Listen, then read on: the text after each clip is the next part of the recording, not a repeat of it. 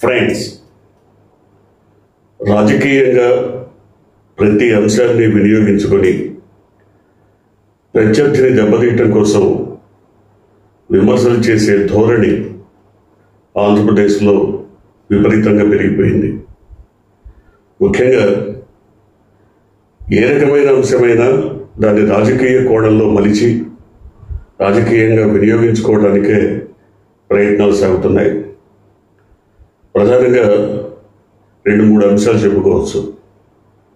వక్ఫ్ board బిల్లుకు సంబంధించి కొన్ని అమెండ్మెంట్స్, అంటే కొన్ని సవరణలు చేసి కేంద్ర ప్రభుత్వం కొత్త చట్టాన్ని తీసుకొచ్చిన తర్వాత దాని మీద కూడా రాజకీయ వ్యంగ్య వ్యాఖ్యానాలు ఎక్కుపెట్టి ప్రత్యర్థులను దెబ్బతీయటానికి ప్రయత్నాలు సాగాయి. ముఖ్యంగా వైసీపీ ఆ నిర్ణయాన్ని, ఆ బిల్లుని పార్లమెంట్లో వ్యతిరేకించింది, రాజ్యసభలో కూడా వ్యతిరేకించింది. కానీ పార్లమెంట్లో వ్యతిరేకించారు, రాజ్యసభలో అనుకూలంగా మాట్లాడారని తెలుగుదేశం చెప్పడం ద్వారా తన దివాలాకోరు రాజకీయాన్ని వెల్లడించింది.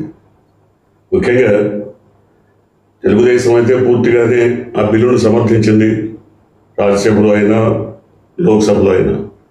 కానీ వైఎస్ఆర్సీపీకి ఎక్కడ మైలేజీ వస్తుందో, ముస్లిం మైనారిటీల్లో ఎక్కడ పార్టీ మీద అభిమానం పెళ్ళుగుతుందో అన్న ఉద్దేశంతో రాజ్యసభలో పార్టీకి అనుకూలంగా తీసుకున్నారు, బిల్లుకు అనుకూలంగా తీసుకున్నారు, లోక్సభలో వ్యతిరేకించారని ఒక ప్రచారాన్ని తీసుకురావడానికి ప్రయత్నం చేసింది.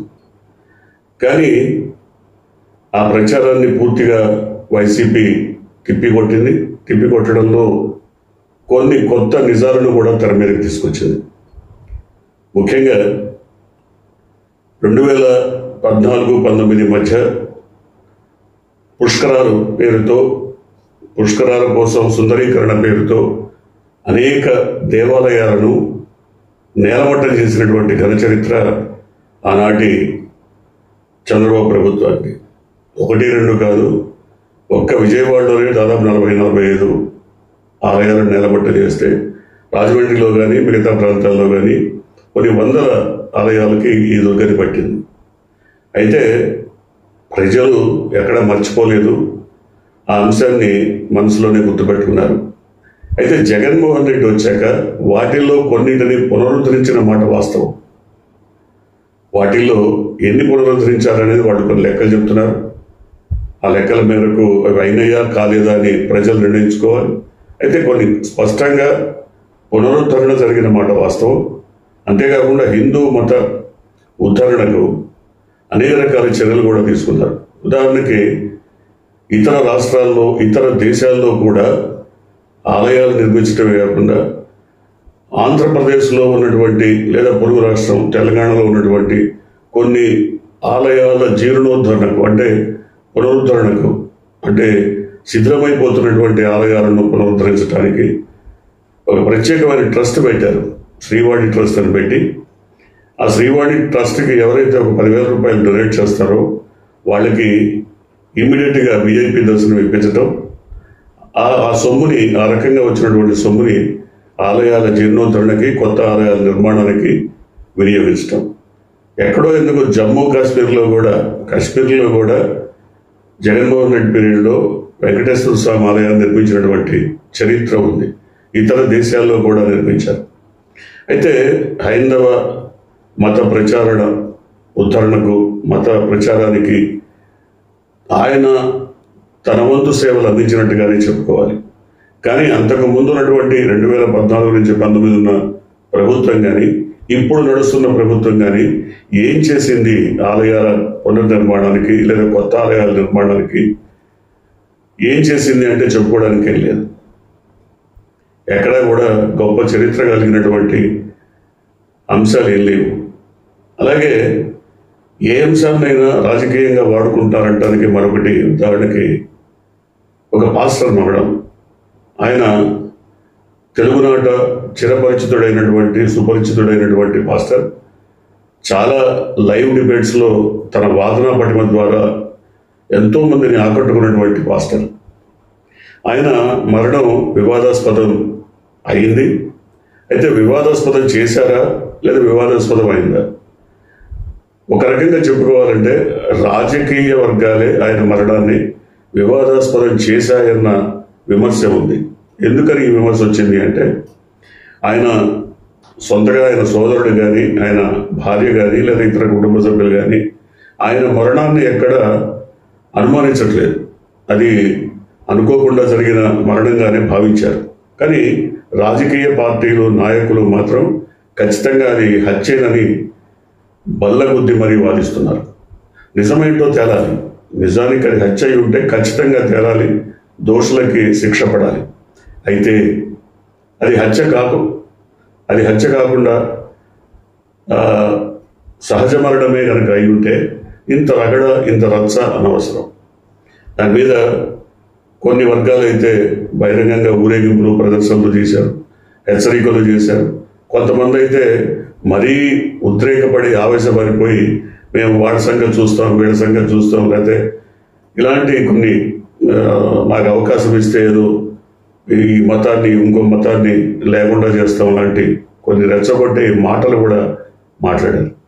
ఇలాంటి మాటలు మాట్లాడినప్పుడే రాజకీయ అంశాలు కూడా తెర మీదకి వస్తున్నాయి. ఒక వ్యక్తి ఇలాంటి రెచ్చగొట్టి మాటలు మాట్లాడినటువంటి ఒక పాస్టర్ అంతకుముందు ఎప్పుడో జగన్మోహన్ రెడ్డిని కలిశాడు కాబట్టి ఆయనకి సంబంధాలు ఉన్నాయంటే, ఎంతమందో పాస్టర్సే కాదు, పండితులే కాదు, లేదా ముల్లాలే కాదు, అన్ని మతాలకు చెందిన వాళ్ళు ముఖ్యమంత్రుల్ని కలుస్తారు. వాళ్ళకి ఏదైనా సహాయం కావాలన్నప్పుడు నేరుగా రాజుని కలవటం తప్ప వాళ్ళకి మార్గం లేదు. రాజు అంటే ముఖ్యమంత్రి. అది ముస్లిం మతమైనా, క్రైస్తవ మతమైనా, హిందూ మతమైనా కలుస్తారు. కలవడంలో తప్పే లేదు. కానీ దాన్ని రాజకీయాలకు ముడిపెట్టి వాడుకోవడమే చాలా తప్పు.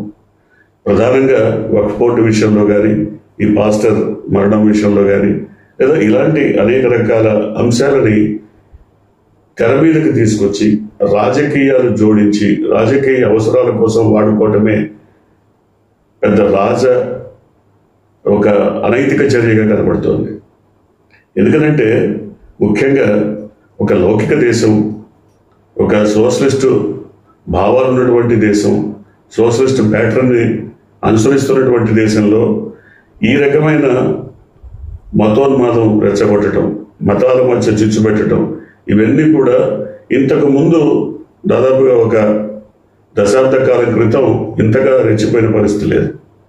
కేంద్రంలో బీజేపీ ప్రభుత్వం వచ్చాకనే ఈ రకమైనటువంటి ఉన్మాదం పెచ్చరిల్లిపోతున్నట్టుగా కనబడుతోంది. కొంతమంది అయితే ఉదాహరణకి ఆంధ్రప్రదేశ్ డిప్యూటీ ముఖ్యమంత్రి ఆయన ఏం చెప్తారు, వక్ఫ్ బిల్లు ద్వారా ముస్లింలలో అణగారిన వర్గాలకి మేలు చేస్తున్నారు. ఏం మేలు జరుగుతుంది వాళ్ళకి?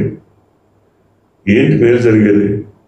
చెప్పగలగాలి కదా, ఎవిడెన్సెస్ చెప్పాలి, దానికి తగిన సహేతుకమైనటువంటి అంశాలు వివరించాలి కదా. అంతేకాదు నేను సనాతని, నేను కరడగట్టిన సనాతన తీవ్రవాదిని అంటాడు ఆయన. మంచిదే, కానీ మీరు సనాతనిగా మారిపోయి కాషాయం కట్టుకొని ఎల్లో గుడ్డలు వేసుకొని తిరగడం వల్ల ఇతర మతాల వాళ్ళు, మరి ఇతరులు కూడా మీ దగ్గరికి రావడానికి భయపడతారు, దడుస్తారు. మీ మనస్తత్వం తెలిసిన తర్వాత, మీ పంథ అర్థమైన తర్వాత మిమ్మల్ని గట్టిగానే వ్యతిరేకిస్తారు వాళ్ళు. సో ఇట్లాంటి కీలకమైన అంశాలు వచ్చినప్పుడైనా వక్ఫ్ బోర్డు సంబంధించిన బిల్లు కేంద్రంలో ప్రవేశపెట్టిన సందర్భంగా అయినా మౌనంగా ఉండటము, లేదా దానికి సహేతుకమైన కారణాలతో ప్రకటనలు చేయటము ఉచితం. కానీ నోటికి ఏదొస్తే అది మాట్లాడేసి దాన్ని సరిదిద్దుకోవడం కోసం మరికొన్ని అబద్ధాలు చెప్పడం కూడా కరెక్ట్ కాదు. చాలా చాలా రకాల వాదనలు జరుగుతున్నాయి రాష్ట్రంలో. ఒక పక్క కులోన్మాదం, గత దశాబ్ద కాలంగా కులోన్మాదం పెరిగిపోయింది. కులాల మధ్య ఈక్వేషన్స్ రెచ్చగొట్టే ధోరణి పెరిగిపోయింది. కులాలకు మధ్య అంతరాలు పెరిగిపోయి గ్రామీణ స్థాయిలో కూడా మరి మనుషులుగా కలిసి ఉన్న కులాలుగా విడిపోయినటువంటి పరిస్థితి. ఇవాళ మతం కూడా ఒక తీవ్రమైనటువంటి అంశంగా మారిపోతున్నటువంటి పరిస్థితి. ఇవన్నీ ఎక్కడికి తీసుకెళ్తాయి? ఈ పెడధోరణులన్నీ ఏ రకమైన పరిస్థితులకు దారితీస్తాయి? మనుషుల మధ్య వాళ్ళ మనస్తత్వాల మధ్య లేదా ఒక ఉన్మాదాన్ని సృష్టించి ఘర్షణపూరిత వాతావరణానికి దావతీస్తాయి కదా. కానీ దీన్ని ఇట్లాంటి వాటిని మొగ్గలోనే తుంచేయాల్సినటువంటి అవసరం ఉంది. కులోన్మాదాన్ని కానీ మతోన్మాదాన్ని కానీ దీన్ని తుంచేయడానికి ఒక కార్యాచరణ, అంటే కేవలం ప్రభుత్వం ఏదో ఉత్తర్వుల ద్వారాను పోలీసుల ద్వారా అణిచివేస్తే కుదరదు. అన్ని వర్గాలను కలుపుకొని అన్ని రాజకీయ పార్టీలను ఐక్యంగా పిలిచి ఒక ఉమ్మడి కార్యాచరణ ప్రణాళిక కనుక తీసుకుంటే ఖచ్చితంగా వీటికి సంబంధించిన ఎక్కడో అక్కడ ఒక నియంత్రణకు మార్గం కనబడుతుంది.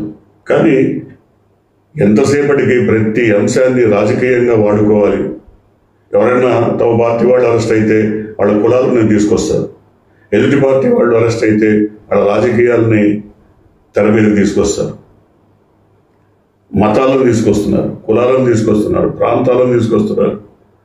వీటన్నిటినీ కూడా ఇలాంటి పెడధోరణులన్నింటినీ కూడా తమ రాజకీయ స్వార్థం కోసం వాడుకుంటున్నటువంటి తీరు చూసినప్పుడే చాలా బాధాకరంగా ఉంటుంది. ఇవన్నీ ఎవరు వాడుతున్నారు మనం చూసాం. దాదాపుగా 1983-84 వరకు అసలు ఆంధ్రప్రదేశ్లో 2 పార్టీలు, కమ్యూనిస్టులు, కాంగ్రెస్. ఆ తర్వాత తెలుగుదేశం పురుడు పోసుకుంది. ఆ తర్వాతే కులోన్మాదం పెరిగిపోయిన మాట వాస్తవం అనేది అనేక చారిత్రక సత్యాలు చెప్తున్నాయి. 1995 తర్వాత 1995 తర్వాత జరిగింది ఏంటి? ఒక చారిత్రక తీర్పుతో ముఖ్యమంత్రిగా వచ్చినటువంటి వ్యక్తికి వెన్నుపోటు పొడిచి ఆయన్ని దించేసి 95 తర్వాత ఇంకో ప్రభుత్వం అధికారంలోకి వచ్చాక అసలు పేదలు, బడుగు, బలహీన వర్గాలు, పల్లెలు, పల్లెటూళ్ళు, వాటి తీరుతెన్నులు, వాటి కోసం కృషి చేసే పథక రచన ఏమీ లేకుండా పోయింది. అంత కార్పొరేట్ శక్తులు, నగరీకరణ మొత్తం మారిపోయింది, వ్యవస్థే మారిపోయింది. తద్వారా గ్రామీణ ప్రాంతాలు తల్లడిల్లిపోయిన మాట వాస్తవం. ఇప్పుడు కూడా అదే జరుగుతుంది. గ్రామీణ ప్రాంతాల్లో ఒక పక్క అభివృద్ధి కుంటుపట్టమే కాకుండా మరో పక్క కులాల వారీగా, మతాల వారీగా విడిపోతున్నటువంటి పరిస్థితి కనబడుతుంది.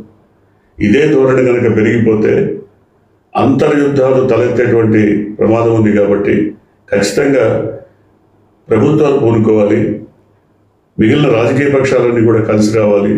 మొత్తం అందరూ కూడా అభివృద్ధి వైపు ప్రణాళికలు రచించడానికి కృషి చేయాలి, సహకరించాలి, సమన్వయంతో ముందుకు సాగాల్సినటువంటి అవసరం ఎంతైనా ఉంది. చూద్దాం ఏం జరగబోతుందో. మీరు కొత్తగా కనుక ఈ ఛానల్ని చూస్తున్నట్టయితే, మీరు ఇప్పటివరకు మన ఛానల్ని సబ్స్క్రైబ్ చేసుకున్నట్టయితే వెంటనే ఛానల్ని సబ్స్క్రైబ్ చేయండి.